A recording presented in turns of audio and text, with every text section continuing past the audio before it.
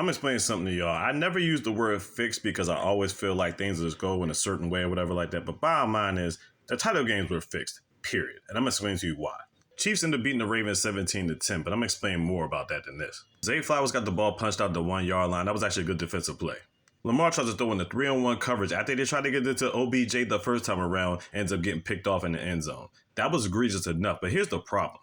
Where the fuck was the run game? You're telling me the way we dominated teams all year long and the way we had a run game and identity for running since 1996, and we didn't implement none of that there? Bottom line, yeah, we got 81 yards on the ground, but those were check down yards. You're throwing check downs to Gus Edwards and Justice Hill. You can have them running up through the middle. We're a team that sometimes like to average 200 yards on the ground.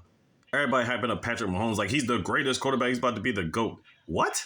He's not better than Tom Brady, Joe Montana, Steve Young, Dan Marino, Drew Brees, Peyton Manning, Eli Manning, Ben Roethlisberger.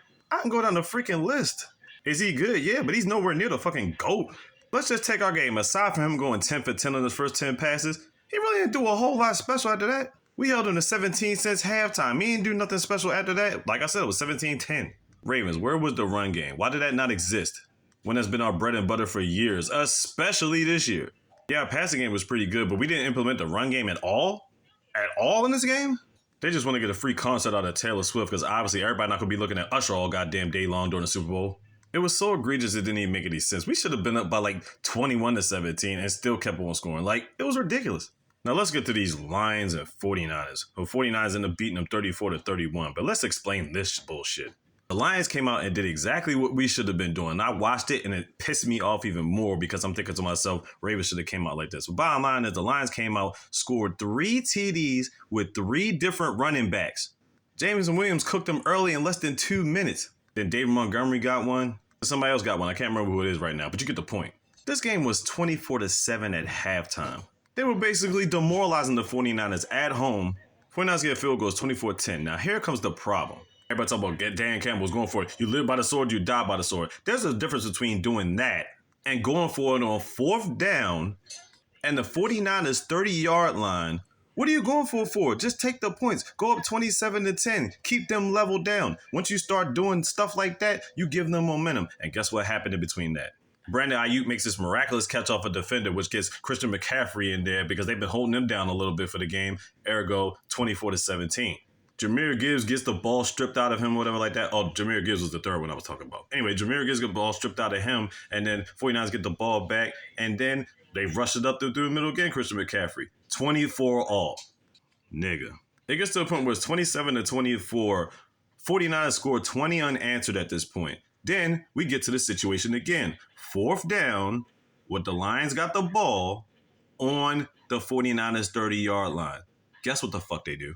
Do they kick the field goal to tie it? No. They go for it again, and the receivers miss. Now, this situation, you thinking to yourself, maybe receivers could have caught the ball. Here's a better idea. Don't put them in that situation. Kick the fucking field goal.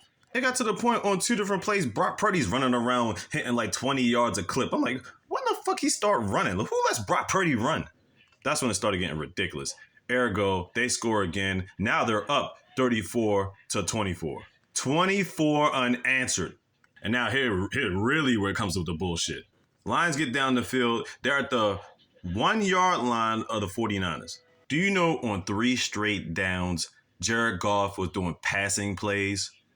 What the fuck are you doing passing plays for? You're at their 1 yard line. You're down by 10. It's literally about a minute and some change left on the clock.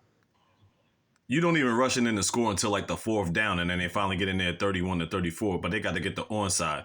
Now, again, here's my problem with all of this. Why are you doing 3 consecutive passing plays at the 1 yard line when your rushers was going ridiculous in the first half to get you to 24-7 in the first place?